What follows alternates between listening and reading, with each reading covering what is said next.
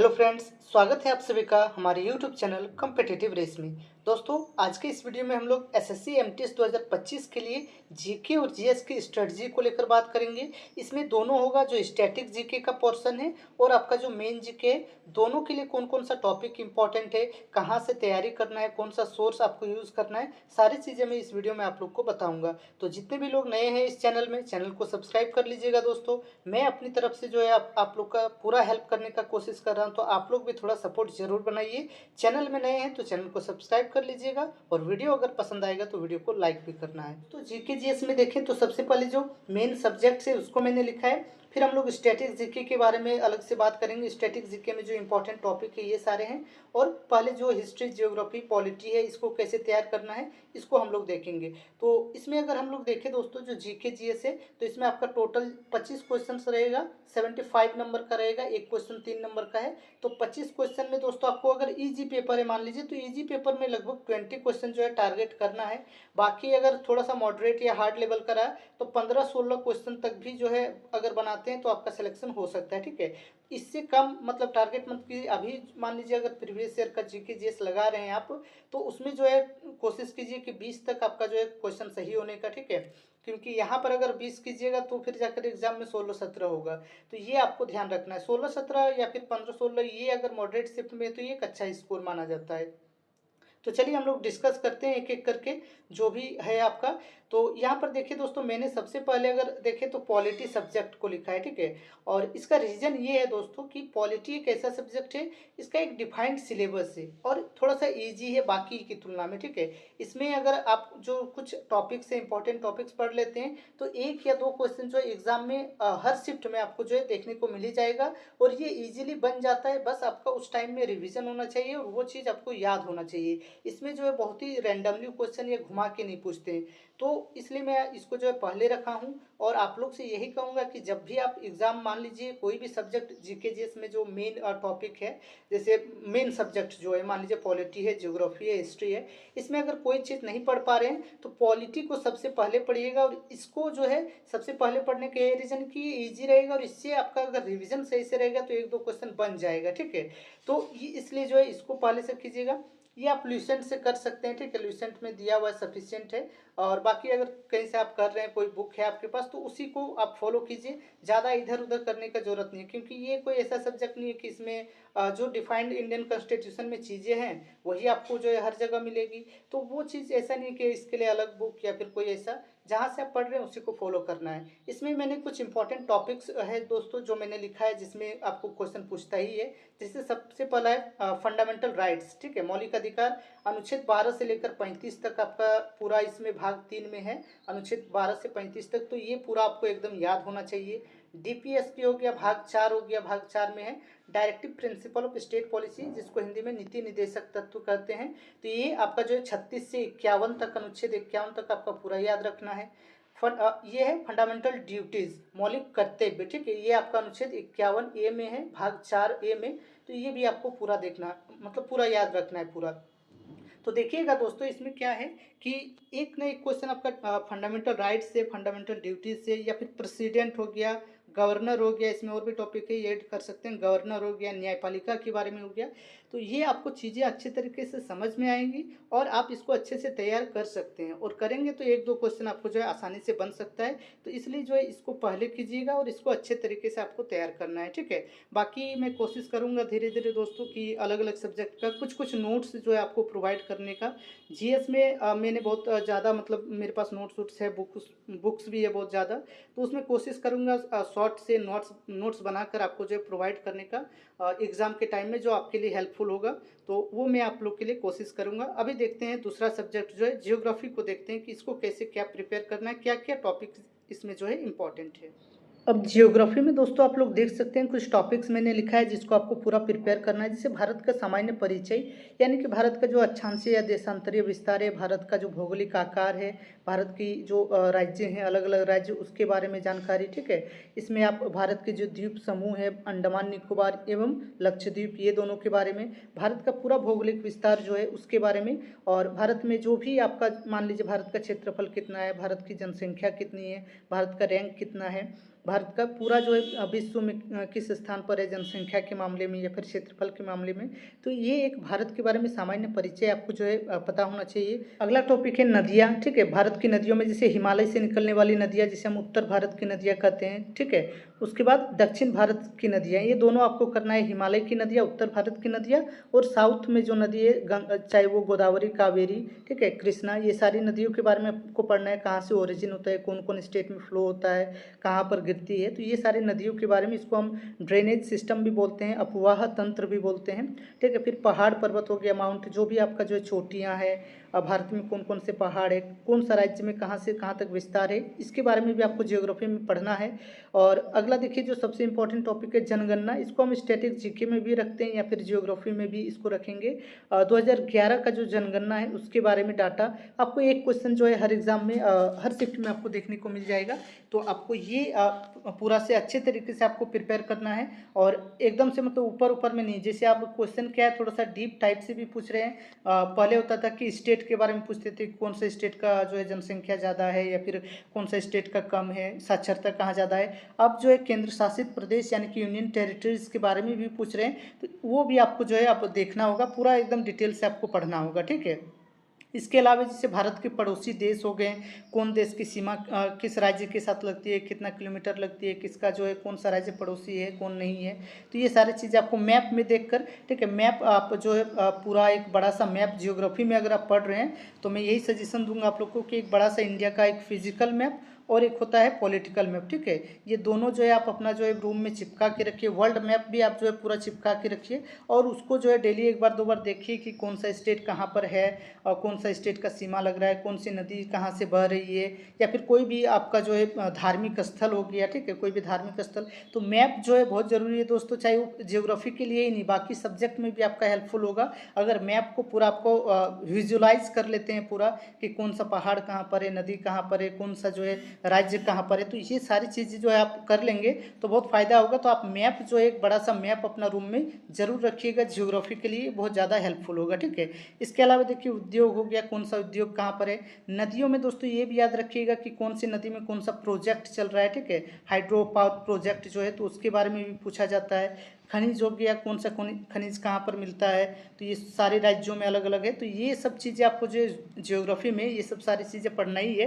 बाकी डिटेल में मैं बताऊंगा। और इसको कहाँ से पढ़े, तो देखिए दोस्तों ल्यूसेंट जो है सफिशिएंट है, ल्यूसेंट से आप पढ़ सकते हैं। बाकी आप ये सब जीके के लिए भी एक जो है RWA का जो बुक है उसको प्रिपेयर कर सकते हैं। RWA का जो बुक है वो लेकर जो इसमें जो भी टॉपिक दिया है उसको आप प्रिपेयर कर सकते हैं। तो ये हमने जो है ज्योग्राफी के बारे में बात कर लिया। अगला हिस्ट्री है दोस्तों। हिस्ट्री में अगर बात करें दोस्तों तो इसमें हम लोग जानते हैं 3 पार्ट हिस्ट्री का होता है, ठीक है। एक एंशिएंट हो गया, मेडिएवल हो गया और मॉडर्न हो गया, प्राचीन भारत, मध्यकालीन भारत और आधुनिक भारत।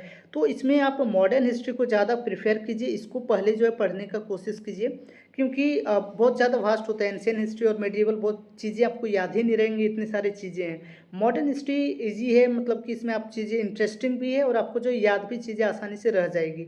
तो मॉडर्न हिस्ट्री को पहले जो है कंप्लीट करने की कोशिश कीजिए। और मॉडर्न हिस्ट्री में भी दोस्तों जो नेशनल मूवमेंट है, ठीक है, चाहे वो असहयोग आंदोलन से लेकर भारत छोड़ो आंदोलन तक एकदम पूरा आपका याद होना चाहिए, ठीक है। इसके साथ साथ जो एक्ट्स हैं, वाइसराय हैं, ठीक है, वाइसराय हो गया, गवर्नर हो गया, वाइसराय जो थे, इसके साथ साथ जो एक्ट पास हुए, अधिनियम जो पास हुए ब्रिटिश काल में, ये सब चीज़ें, और जो भी नेशनल मूवमेंट में आंदोलन है, कृषक विद्रोह हो गया, जो भी, या फिर जनजातीय विद्रोह हो गया, इसके बारे में क्वेश्चन जो है एक दो रहता ही है। तो आप जो है हिस्ट्री में यही कीजिएगा, मॉडर्न हिस्ट्री को जो है पढ़ने का पूरा अच्छे तरीके से कोशिश कीजिएगा। ये आप जो है पढ़ भी सकते हैं, इंटरेस्टिंग भी लगेगा, और क्वेश्चन आएगा तो बन भी जाएगा। बाकी मेडिएवल और उस सब के लिए प्रीवियस ईयर जो है वो कर सकते हैं। बाकी कुछ कुछ टॉपिक जो है चुनकर आप पढ़ सकते हैं, ठीक है। एंशिएंट हिस्ट्री में अगर बात करें, एंशिएंट हिस्ट्री में जैसे हड़प्पा सभ्यता हो गया, तो हड़प्पा सभ्यता से एक दो क्वेश्चन रहता ही है। एंशिएंट हिस्ट्री को भी पढ़ सकते हैं, ठीक है। और जैसे आपका हो गया हड़प्पा सभ्यता, मौर्य काल हो गया, इससे जो है क्वेश्चन रहने का ज़्यादा चांस रहता है। वैदिक पीरियड के बारे में भी, वैदिक एवं उत्तर वैदिक काल में ऋग्वेद या फिर जो भी आपका वेद थे उस टाइम, ऋग्वेद, सामवेद, यजुर्वेद, ये सारी चीज़ें। तो ये कुछ कुछ टॉपिक चूज कर कर जो इंपॉर्टेंट, जैसे हड़प्पा सभ्यता, ये बहुत ही फेमस टॉपिक है, तो इसको आप जो है एंशिएंट में कर सकते हैं। वैदिक काल के बारे में हो गया, तो ये चीज़ें जो है आपको थोड़ा सा टॉपिक चूज करके उसको पढ़ना होगा। और दोस्तों एकदम चूज कर लीजिए और उसको बार बार आपको रिवीजन करना है, है, ठीक है। अब ये मत कोशिश कीजिए कि बहुत ज़्यादा हम पढ़ लेंगे, बहुत ज़्यादा एकदम कर लेंगे, हिस्ट्री जो है पूरा हिस्ट्री को हम कंप्लीट कर लेंगे, ऐसा होगा नहीं। जो आप टॉपिक पहले से चूज कर लीजिए पूरा और उसको बार बार पढ़िए, ठीक है। तो यही आपको हेल्पफुल रहेगा। और इसके लिए दोस्तों प्रीवियस ईयर जैसे बोलते हैं कि प्रीवियस ईयर करना चाहिए कि नहीं, तो इसमें दोस्तों मैं यही कहूँगा कि प्रीवियस ईयर जो है उतना ज़्यादा इंपॉर्टेंट नहीं है, क्योंकि देखिए इसमें थ्योरी ज़्यादा करना ज़्यादा ज़रूरी है। प्रीवियस ईयर भी करना है, बट प्रीवियस ईयर इतना ज़्यादा होगा कि आप कर नहीं पाएंगे, ठीक है। तो इसमें थ्योरी जरूर एक बार पढ़ लीजिए, उसके बाद क्वेश्चन प्रैक्टिस कीजिए, और प्रीवियस ईयर के साथ भी कर सकते हैं, इसमें कोई ये नहीं है। बट थ्योरी जो है इसका एक बार पूरा जो कंसेप्ट को समझ के पढ़ लेने से आपको जो है ज़्यादा फायदा होगा। इसके बाद साइंस से देखिए, साइंस में आपका केमिस्ट्री, फिजिक्स, बायोलॉजी है, ये भी थोड़ा सा वास्ट हो जाएगा बहुत, लेकिन पहले से अगर पढ़े हुए हैं तो उसको रिवीजन करना आसान होगा। आप दोस्तों जो भी कीजिएगा, जितना भी हो जाए, मैं यही कहूँगा कि रिवीजन करने का आपके पास प्रॉपर टाइम रहना चाहिए। जितना भी आप पढ़ रहे हैं, जो भी चीज़ें पढ़ रहे हैं, उसको 3-4 बार आपको जो है रिवीजन करने का हो, तो जो है आपका सही से क्वेश्चन बन पाएगा। साइंस में हो गया, साइंस में देखिए केमिस्ट्री है, फिजिक्स है, बायोलॉजी है, तो इसमें तीनों आप कर सकते हैं, ठीक है। इसके लिए तो मैं कहूँगा एनसीईआरटी जो है 8 क्लास 8, 9, 10 का कम से कम एनसीईआरटी जो है 8, 9, 10 का जो है एनसीईआरटी पढ़ लीजिएगा, तो वो सफिशिएंट है। वो एक बार अच्छे से पढ़ लीजिए, एनसीईआरटी बहुत ही अच्छा है, ठीक है। इसमें जो है आपको बहुत ही अच्छे तरीके से समझ में आ जाएगा, बच्चा की तरह समझाया जाता है, तो वो समझ में आ जाएगा चीज़ें। तो साइंस में जो है 8, 9, 10th का जो है एनसीईआरटी अगर आप कर लेते हैं तो ये भी बहुत ज़्यादा मतलब हो जाएगा, सफिशिएंट हो जाएगा। उसमें केमिस्ट्री, फिजिक्स, बायोलॉजी तीनों इंक्लूडेड है, तो ये कर सकते हैं। बाकी लुसेंट में तो बहुत ज़्यादा दिया होगा, तो लुसेंट से भी कर सकते हैं इसको। तो ये मैं एनसीईआरटी इसमें सजेस्ट करूँगा। और कुछ जो है प्रीवियस ईयर में जो क्वेश्चंस पूछा गया है उसको आपको लगाना है। अब करंट अफेयर्स में बात करें दोस्तों, तो करंट अफेयर्स का क्या होता है कि किसी भी शिफ्ट में होता है 1-2 क्वेश्चन रहता है, किसी शिफ्ट में जो है ज़्यादा भी करंट अफेयर्स पूछ देते हैं। करंट अफेयर्स के साथ ये भी दिक्कत है कि करंट अफेयर्स बहुत ज़्यादा पुराना पूछ लें, तो फिर जो है दिक्कत हो जाता है, उतना कौन पढ़ेगा। तो कितना क्या करंट अफेयर्स पढ़ना है, ये थोड़ा सा दुविधा में रहते हैं। तो इसमें दोस्तों मैं यही कहना चाहूँगा कि आप लगभग 1 साल का जो करंट अफेयर्स है, 1 साल मान लीजिए, 1 ईयर का जो करंट अफेयर्स है 1 ईयर्स, तो ये आप जो है पूरा कंप्लीट कीजिए। आप कहीं से भी कर रहे हैं तो आप 1 ईयर का करंट अफेयर्स जो है 1 साल का पूरा करंट अफेयर्स आपको याद होना चाहिए। देखिएगा अभी जो क्वेश्चन मान लीजिए आपका एग्जाम 2025 में सितंबर अक्टूबर में हो रहा है, तो 2024 का सितंबर अक्टूबर या फिर 2025 का तो पूरा करंट अफेयर्स होना ही चाहिए। और पुराना पूछ रहे तो सितंबर, क्योंकि पहले से ही क्वेश्चन बनना तैयार हो जाता है, तो आप मान के चलिए सितंबर अक्टूबर 2024 से जो है आप पूरा जो है करंट अफेयर्स तैयार कीजिए। और इसके लिए जो स्पीडी का जो करंट ईयर का आता है पूरा, मतलब करंट 1 साल का स्पीडी का, तो वो ले सकते हैं बुक में। और बाकी उत्कर्ष क्लासेस का जो है पर मंथ का जो भी वीडियो आता है तो वो देख लीजिए, मंथ वाइज भी उसका मिल जाएगा, टॉप 50 या फिर टॉप 100 जो है करंट अफेयर्स, तो वो सब भी करके। इसमें थीम वाइज भी करंट अफेयर्स आप कर सकते हैं, थीम वाइज भी अच्छा रहेगा। जैसे स्कीम हो गया तो स्कीम पढ़ लिए आप, ठीक है। इसमें जो अवार्ड्स हो गया तो अवार्ड्स के बारे में, स्पोर्ट्स के बारे में जो है तो इम्पॉर्टेंट है, तो वो सारी चीज़ें पढ़ लिए। तो ये सब करके थीम वाइज भी जो है आप करंट अफेयर्स इसमें पढ़ सकते हैं। थीम वाइज पढ़ना ज़्यादा आसान रहेगा, और वो अगर आएगा एग्जाम में तो बन जाएगा। तो करंट अफेयर्स भी इंपॉर्टेंट है, ऐसा नहीं है, क्योंकि होता है 1-2 शिफ्ट में जो है 3-4 क्वेश्चन भी पूछ लेंगे करंट अफेयर्स से, किसी शिफ्ट में 1-2 से ही पूछते हैं। तो जो आप हो सकता है उसको प्रिपेयर कीजिए। बाकी 2-3 साल पहले का करंट अफेयर्स उतना पढ़ना मतलब मुश्किल हो जाएगा। पढ़ तो लेंगे बट वो चीज़ याद रहेगा नहीं, तो फिर वो गलत हो जाएगा क्वेश्चन। तो 1 साल का जो है आप करंट अफेयर्स करने का कोशिश कीजिए, उसमें से अगर क्वेश्चन आएगा तो बन जाएगा, तो वो ठीक रहेगा, ठीक है। तो ये हम लोगों ने दोस्तों ये बात कर लिया जो भी मेन जीके का था। इसमें इकोनॉमिक्स छूट रहा है, तो इकोनॉमिक्स में भी प्रीवियस ईयर बस कर लीजिए, और थोड़ा जो कंसेप्ट है, जो आसान आसान चीज़ें, जीडीपी ये सब के बारे में, तो वो पढ़ लीजिए। बहुत ज़्यादा डीपली इसमें पढ़ने का ज़रूरत नहीं है, ठीक है। तो ये हो गया आपका जो जीके जेस इसके बारे में। अब स्टैटिक जीके के बारे में हम लोग देखते हैं कि उसमें कैसे क्या प्रिपेयर करना है। अब स्टैटिक जीके में दोस्तों देखिए पूरा टॉपिक्स मैंने लिखा हुआ है, कौन कौन सा टॉपिक्स जो है इंपॉर्टेंट है। तो स्टैटिक जीके में सबसे पहले दोस्तों मैं आप लोग से ये कहना चाहूँगा कि इसमें जैसे पीआईक्यूज जो है, प्रीवियस ईयर क्वेश्चन जो है वो तो इंपॉर्टेंट है। तो इसके लिए आप पिनिकल का जो आता है, पिनिकल का पीडीएफ भी है मेरे पास, मैं आपको भेज दूंगा। पूरा इसमें दिया हुआ है एक एक टॉपिक का। जैसे डांस है तो इसमें कौन कौन सा क्वेश्चन पूछा गया, और इसमें केवल एमटीएस का नहीं, ठीक है, सारे एग्जाम्स का जो है आपको, एसएससी का जो भी टीसीएस का एग्जाम कराई है वो पूरा क्वेश्चन उसमें दिया हुआ है टॉपिक वाइज एकदम पूरा से। तो वो प्रीवियस ईयर तो सबसे पहले इतना कंप्लीट कर ही लीजिए उसमें जो दिया हुआ है, ठीक है। उसके साथ साथ जो डिटेल्स भी दिया हुआ है तो उसको भी आप नोट डाउन कर लीजिए। अपना टॉपिक जो है अपना एक नोट्स बनाइए, ये चीज़ मैं पहले से भी बोल रहा हूँ, तो वो चीज़ आप कीजिए। अलग अलग टॉपिक, तो कुछ इंपॉर्टेंट टॉपिक्स को मैं यहाँ पर बता रहा हूँ, ठीक है। तो ये आप प्रीवियस ईयर क्वेश्चन जो है पिनिकल से कर लीजिएगा, जितना भी ये स्टैटिक जीके का टॉपिक है। साथ ही आप नवीन सर का जो है मैं सजेस्ट करूँगा, नवीन सर का वीडियो है स्टैटिक जीके का पूरा टॉपिक का, वो देख लीजिए और दोनों को देख के मिला के अपना जो है नोट्स बना लीजिए। बुक में अगर चाहते हैं स्टैटिक जीके का तो वही RW वाला बुक भी ले सकते हैं, ठीक है। लिमिटेड सोर्स रखिए दोस्तों, इधर उधर मैं और कोई सजेस्ट नहीं करूंगा। यही चीज़ें जो है आपको करना है स्टैटिक जीके में। कुछ इंपॉर्टेंट टॉपिक्स मैं बता रहा हूँ, बाकी इसका भी जो है मैं नोट्स आप लोग को प्रोवाइड करने का कोशिश करूँगा। जो डांस हो गया, बुक्स एंड ऑथर फेस्टिवल, जो भी आपका टॉपिक्स है उसमें एक शॉर्ट नोट्स आप लोग को जो है मैं अपना हैंड रेटेड नोट्स आप लोग को प्रोवाइड करने का कोशिश करूँगा, ठीक है। तो इसमें देखिए सबसे पहला जैसे डांस हो गया, तो इसमें हर शिफ्ट में क्वेश्चन रहता ही है, आप लोग देखिएगा। अभी मैं डिस्कस भी कर रहा हूँ PYQs जो है MTS 2024 का। तो MTS 2024 का जो PIQs है अलग अलग पेपर का, तो वो मैं डिस्कस कर रहा हूँ, तो वो वीडियो आप लोग देख सकते हैं, चैनल में है, ठीक है। तो उसमें भी आपको जो है बहुत ज़्यादा फायदा होगा। तो इसमें क्लासिकल डांस हो गया, 8 क्लासिकल डांस है, ठीक है। कथक, मणिपुरी, भरतनाट्यम, मोहिनीअट्टम, ओडिसी, ये जो भी डांस है वो सब। फोक डांस में जो आपका लोक डांस है अलग अलग राज्यों में, तो वो भी आपको याद करना है। डायरेक्ट पूछेंगे किस राज्य से संबंधित है कोई भी डांस, ठीक है। क्लासिकल डांस पढ़ रहे तो इसका जो जो भी इससे संबंधित व्यक्ति है उससे एक सवाल रहता है कि ये किस डांस से संबंधित है, तो ये आपको जो है याद करना है डांस। तो ये टॉपिक आपको जो है पूरा तैयार करना है बहुत ही अच्छे तरीके से। अगला है बुक एंड ऑथर्स। तो पहले तो प्रीवियस ईयर में जो जो बुक्स एंड ऑथर के बारे में ऑटोबायोग्राफी या कुछ भी पूछा गया तो वो कर लीजिए। इसके साथ साथ जो आपका मैंने बुक बताया उसको कर लीजिएगा, तो ये सफिशियंट है। बाकी मॉक बुक लगाएंगे तो उसमें तो आएगा ही कुछ ना कुछ नया नया क्वेश्चन, तो उसको भी नोट डाउन कर लीजिए। फेस्टिवल्स हो गया, ठीक है, फेयर्स हो गया।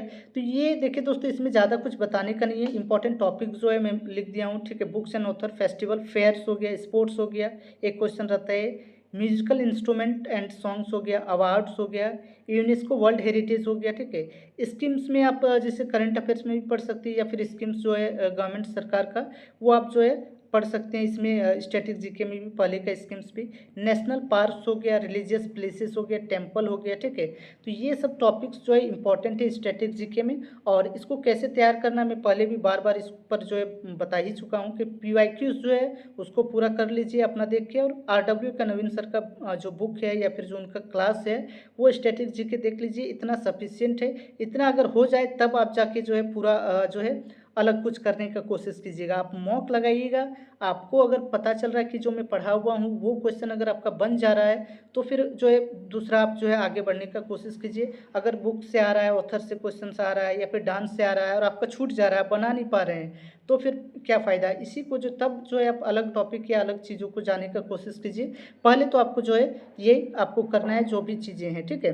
तो इसमें वही है, अपना अच्छा से नोट्स बनाइए, ट्रिक जहाँ पर मिल रहा है ट्रिक लिख लीजिए और उसको बार बार रिवीजन करके जो है आप कीजिए। मॉक्स लगाते रहिएगा तो आपको पता चलेगा कहाँ कौन टॉपिक से मेरा क्वेश्चन छूट रहा है, तो वो भी आप जो है पढ़ लीजिएगा। तो ये आपको इस तरीके से तैयार करना है दोस्तों। तो बस इतना ही था आज के वीडियो में, फिर देखते हैं फिर इंग्लिश का भी स्ट्रेटजी में एक वीडियो बनाने का कोशिश करूँगा। तो आप लोग जितने भी लोग नए हैं चैनल में, चैनल को सब्सक्राइब कर लीजिएगा। तो चलिए दोस्तों मिलते हैं अगले वीडियो में, तब तक के लिए आप सभी का धन्यवाद।